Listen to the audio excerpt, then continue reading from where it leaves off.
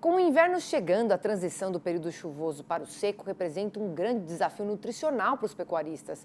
E para evitar perdas de desempenho no rebanho, estratégias de suplementação alimentar acabam se tornando essenciais. Tema para o nosso quadro Raio-X da Pecuária de hoje. E quem conversa comigo sobre esse assunto é a zootecnista Mariana Lisboa. Boa tarde, Mariana. Obrigada por nos atender aqui no Mercado e Companhia. Tudo bem, Priscila? Boa tarde. É sempre um prazer. Obrigada pelo convite aí para a gente falar um pouco sobre isso. Queria que você reforçasse, né, quais são os principais impactos, né, desse período seco sobre a qualidade das pastagens e, claro, como que isso acaba afetando o desempenho do rebanho.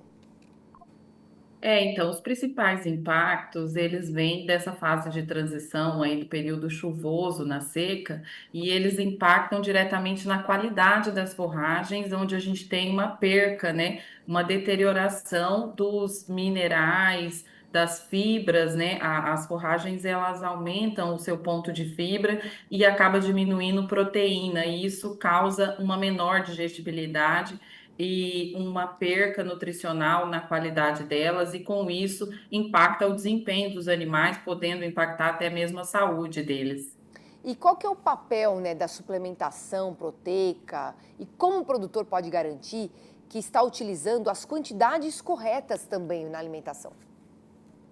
Então, o papel é justamente a gente trazer protocolos nutricionais que corrijam esses déficits, né? Seja na parte de mineral, também como na parte proteica, né? O desafio maior agora seria utilizar aí protocolos que contemplem proteinados de 20, 25, 30% de proteína bruta, e a maior parte dessa proteína advém da inclusão da ureia aí na casa de 5 a 10%. Isso tudo traz um incremento para não só a mantença de ganho, mas também trazer um aporte de um ganho mesmo nesse período com esse déficit das forragens, né?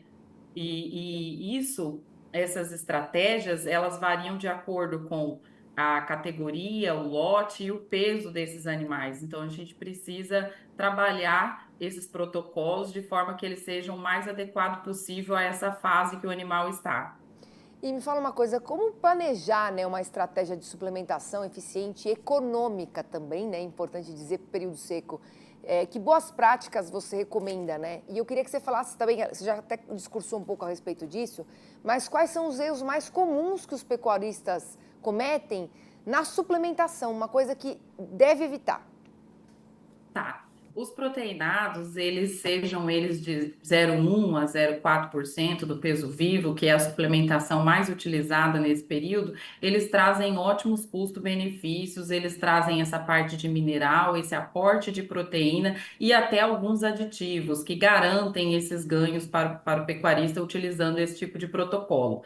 Porém, a gente tem alguns erros no sentido de que as propriedades, como a gente tem a pecuária de corte como base em forragens, né, e utilizando cocheiras e o formato de fornecimento, aí o manejo, o trabalho com esses lotes de animais, mais na parte mineral, a gente não pode trabalhar esse tipo de produto sem corrigir essa disponibilidade diária, esse acesso ao produto para os animais. A forma de fornecimento, então, os coxos, esses são essenciais que a gente corrija na hora de trabalhar com os proteicos. Tá certo. Eu quero agradecer muito aqui sua participação no Mercado e Companhia para ajudar os pecuaristas nesse momento, né, de maior escassez, da umidade das pastagens, né, no geral, e que precisa realmente suplementar para manter aí o rebanho firme e forte. Obrigada e até uma próxima. Tá joia, Priscila, é um prazer sempre.